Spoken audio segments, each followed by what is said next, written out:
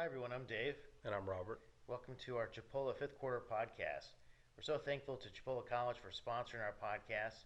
One, we get to film from this beautiful studio here at the main campus in Marianna, Florida. And also, we get to look at some cool topics, some business topics, little technology topics every now and then, but looking at leadership, group dynamics, teamwork, all these important concepts we talk about in our bachelor's program, our associate's program, and our certificates. And we apply those to the game of football, the game that we love, and probably one of the fastest growing sports throughout the world, I would say, Robert. Possibly. I'll never get tired of your intro. I just want you to know that, by the All way. right. Yeah, I mean it's almost flawless. You couldn't script that very well. All But right. yeah, let's get back into the business side of stuff. I know the last two episodes we've really been talking about the business side of things, and I know everybody's like, well, when are you going to talk about individual player stats, and when are you going to talk about breaking down plays, and when are y'all going to start talking more about the football side of it? We'll get to that, but in the off season, you don't have much to dissect because in the off season a lot of it is whether or not you're going to cut players, whether or not you're going to keep them around, or whatever the case is for college. It's bringing in the recruits that are necessary, to make your program stronger. Got some news the other day that the Dallas Cowboys figured out a way to re-sign Dak Prescott. They signed him to a 4-year, $160 million contract. He's guaranteed $126 million, making him the second highest paid QB in the league. Wow. Shout out Mississippi State, right? Yeah.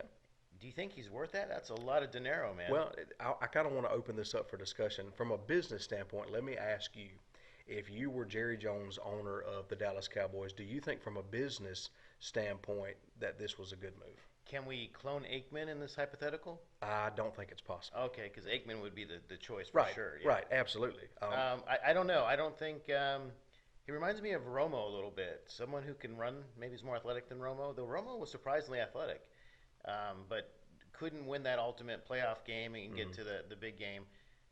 Dak seems like, I don't know, has those tendencies where he can win. They can do really well. He's so athletic, can run the ball, but I don't know. I don't know. Sometimes you just you have that innate ability to lead and to bring your team across that goal line, and he's close. I don't know, but what else are you going to do? I mean, Jerry just can look across all the other teams and see what choices they have. I mean, if they could bring in Aaron, or man, if they could steal Brady. I mean, what are their choices? Here's something to consider. So Dallas in the 2020 season, they finished 6-10, third in their division. Now the NFC East, it was a weak division. Now I know that's kind of harsh and a little jabby, but the NFC East division this past season was weak. The Washington football team finished first at a 7-9 record. And that's tough because Dallas has won forever, right?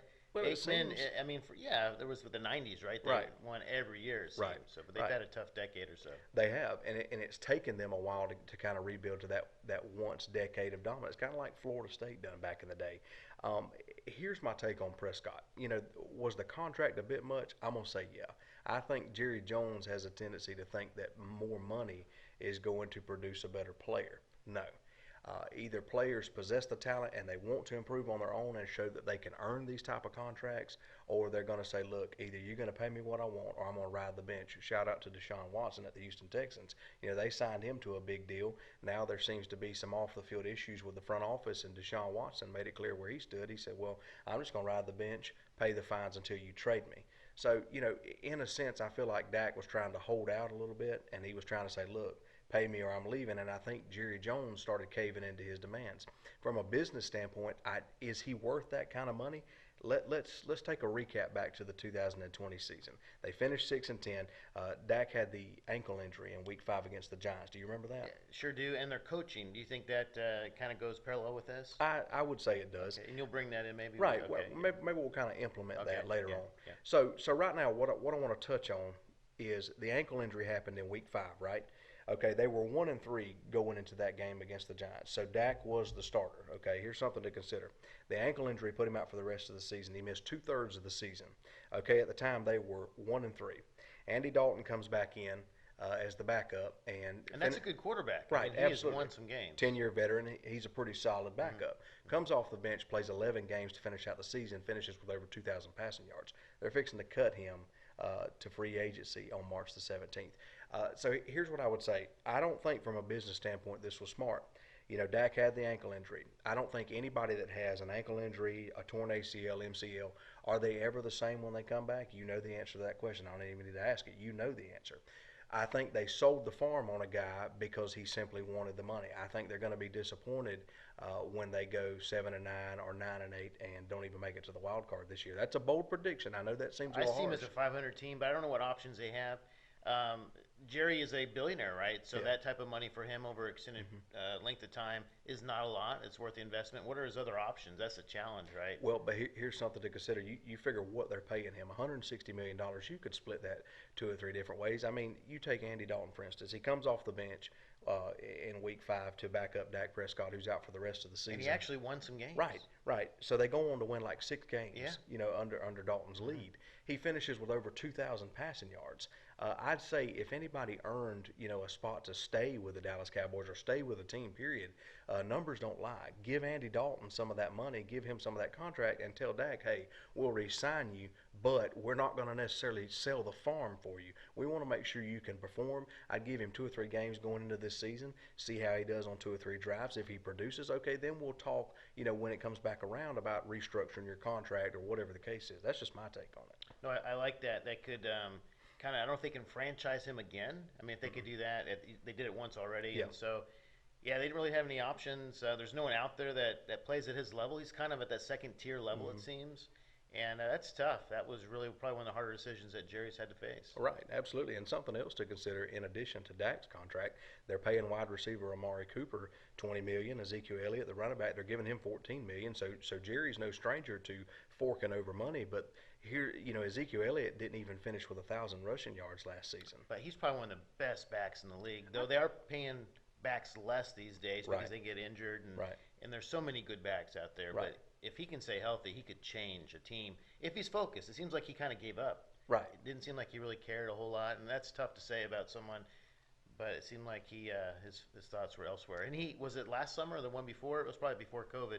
He went to the islands and held out, for a hmm contract. So he's had a tough go of it as well. Well, but something else to consider too. That goes back to my question: does money produce a better player? So if I'm playing for one of these teams, and I say, all right, well, I'm not going to produce talent on the field during game day. I'm not going to play 110% unless you pay me, write it down on a piece of paper, hand it over to the front office, and say, hey, give me this contract, or I'm walking. Like I feel like it's almost in a sense these players are trying to send a message. Hey, if you want me to perform 110%, then you're going to pay me what I want instead of being grateful. Hey, you get to play. Wow. You get to play the greatest sport in the world. Yeah. And they're still making That's good a great perspective. Right, they're still making good money, and I know this don't really have a whole lot to do with sports, but it also has to do with managing your money properly. I hear a lot of these players talking about, well, I need to make sure that my family's taken care of. Well, even on a low end contract, they're still making pretty decent money. Aside from paying the taxes and all the other budgets and things that go in, their per diem money and stuff that the league gives them in addition to free gear. You got to figure if you manage your money properly, I think with a 1.5 or a $2 million a year salary is pretty decent to take care of a family. That's right. And in your previous point, which really caught my interest, the thought of, are they paying you to play? I mean, that's one of the greatest Mm-hmm. jobs in the world, the greatest sports in the world, and they're being paid to play what they love, what they grew up loving. And that doesn't seem right, right? If you apply it to the business environment, to the marketplace, you should show up and do your job for your employer, for your colleagues. And you would think in a team sport like that, they would do the same. And that's tough. They really seem to be. I like that point that they're being paid to play, and they should just show up wanting to play regardless. Right, absolutely. So let's take a trip into an alternate universe. Let's dabble more into the business side of things. Let's say you're the owner of a company and you want to start this building project or whatever kind of project it is. You want to hire the best in the business. His reputation precedes him. He's got all this going for him, all these accolades he can hang his hat on, but he comes to you and says, I'm not going to do the job for you unless, writes down X amount of money and says, you pay me this. What's your take on that? Well, that seems kind of Brady-esque, right? And I think that would get the job done, and that would take you to the next level. That's really not what's happening with the Cowboys, right? So I get your point there. There you act on it because that person has set themselves apart and can lead you to the next goals that you have for your company. If the person is a low, mediocre performer, then you kind of need to look at the whole picture. I don't know if Jerry, in his mind, thought he had any choices, and so to him, that's not a lot of money. And so he's paying him. To us, that's a whole lifetime, 10 lifetimes of money, right? But yeah, wow. I mean, So they set themselves up. They're going to be a really great 500 team, right? The Cowboys. I mean, somebody made the joke on the internet the other day. They said, "Do you realize that the Cowboys are paying their top three stars, millions of dollars just to go 9-8 in next year's playoffs and not even make the wild card?" And I have to say, of those three, I think Ezekiel probably is the best of those three. I mean, the guy Oh, is a absolutely, monster when absolutely, he's focused on running the ball. absolutely. And something else to consider, Amari Cooper, he's had consecutive 1,000-yard seasons with the Cowboys. When he first got drafted into the league, he spent his time with the Raiders, carved out a decent career there, about 3 or 4 years, and then Dallas picked him up, and I think they're probably a solid fit for him. He's produced 1,000-yard seasons. They're utilizing him, so I'd say he's probably worth his money. Dak Prescott, however, I'm going to go out on a limb here and say that was a bad business move, even though Jerry's got the money and Dallas wants to keep their players intact. I think Dallas has always been one of those teams that they're trying to relive the golden days, and they have to realize that the golden days, in a sense of trying to live up to the standards of Michael Irvin and Troy Aikman, those days are done. They're going to have to move. And they had the coach then. Right. I mean, they had Johnson, right? Right. So now, who's their coach now? Mike McCarthy used to coach the Packers. Yeah, and that was a rough year last year. I thought they might let him go, but they're giving him another chance, right? Well, if I know Jerry, he's pretty gracious with a lot of his coaches. You remember Jason Garrett? He spent years in Dallas. Wow, he's probably there 5 years longer than he should have been. Yeah, I mean, he's there a long time. But the point still remains, he gave him a chance, is what I'm saying. So from a business perspective, I think Jerry was looking at it, from, hey, man, we're going to give you as many chances as we can. Right. That's what being a good business leader is. There'll be a time when, and there'll be seasons where people just don't produce like you want them to, and you've got to make a decision. And it's don't take it personal. It's just business. You know what I mean? But from a business perspective with Dak, I just think they sold the farm on one guy. He had that ankle injury. I don't think he's going to come back 100%. Brady had that knee injury with the Patriots years back. And Different player, though. Right, totally different player, different mindsets, too. That's something else to So consider. the guy eats grass. I mean, that's tough. When I eat Whoppers, and donuts, grass, that sounds pretty tough. Processed food. That's right. Nasty stuff. But no, that's just my opinion. I really feel like this was a bad business move. I felt like, they could have saved some in cap space, re-signed Dak, but not for that much money, kept Andy Dalton, made him the starter, allowed Dak time to heal, go to rehab, therapy, all this other stuff to get him back into shape for the season and see how he produces. That would have been the route that I would have taken, but that's why I don't work in the front office. So that Not yet. Well, hopefully, but so. And to kind of give you an example of how it should be done, we talked last week about Tampa. I want to move into Tampa, what they got going on in the front. Super Bowl champions. In my opinion, and I know this is going to come across biased, but I'm going to say it anyway. They were able to franchise tag Chris Godwin. Now, this is a surprising. So he accepted. Right, he accepted. It was $16.5 million, which really, we talked last week. The club, the organization, really comes out on top in a deal like that with a franchise tag. Most certainly. Right. So he accepts the franchise tag. So they find a way to keep Godwin there. Mike Evans, he's not going anywhere. So now you got two weapons at wide receiver for Brady to throw to. That's pretty solid. We re-signed linebacker Levante David to a 2-year, $25 million extension. This, in my opinion, was a huge re-signing for our defense. Right, because last week you thought they were going to let him go. Oh, absolutely. Yeah, there was some talk that either him or Shaquille Barrett were going to go first. And then, defensive tackle Vita Vea, we picked up his 5th-year option at $7.6 million, which was a great move for our front office because if you think about it, we get to keep him for 2 more seasons at the price of $7.6 million. And he produced, week 5 last season, he went out with an ankle injury against the Bears. We make a trade move with the New York Jets for Steve McClendon. He served a much-needed spot. I figure we'll probably let him go now that Vita's back, and I figure we'll kind of work him in a little bit because he come back the NFC Championship game this past season against the Packers and proved very useful. They only let him run 2 or 3 plays. Try not to overdo the ankle. That was a close game. Well, they were tough. Oh, absolutely, man. And my hat's off to him. Shaq Barrett and Ndamukong Suh, they still haven't worked out a deal with those guys.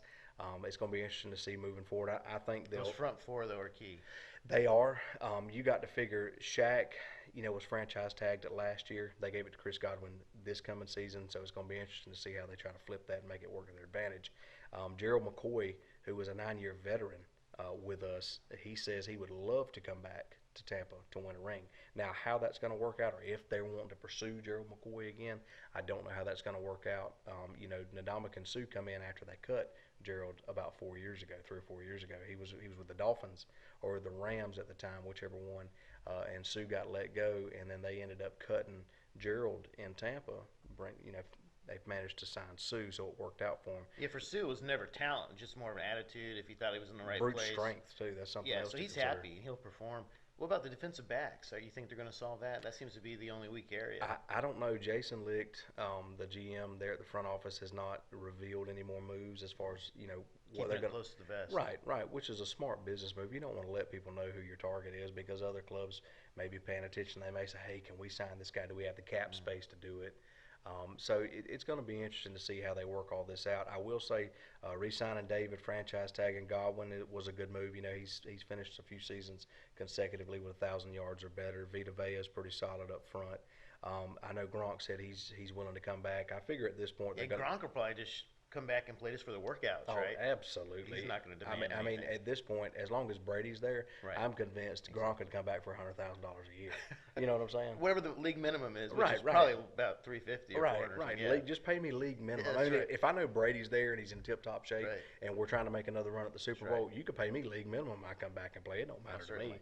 And I got to be honest, I would play for league minimum. Oh, absolutely, absolutely. These guys, I'm not saying these guys are not talented, but they're sitting there getting all in an uproar about $5 million a year salaries or less, and I'm sitting there thinking, what's the league minimum? If it's $350,000 a year, That's give me the right. pen, Practice squad, here I am. Right, absolutely. I'll ride the bench for some good money.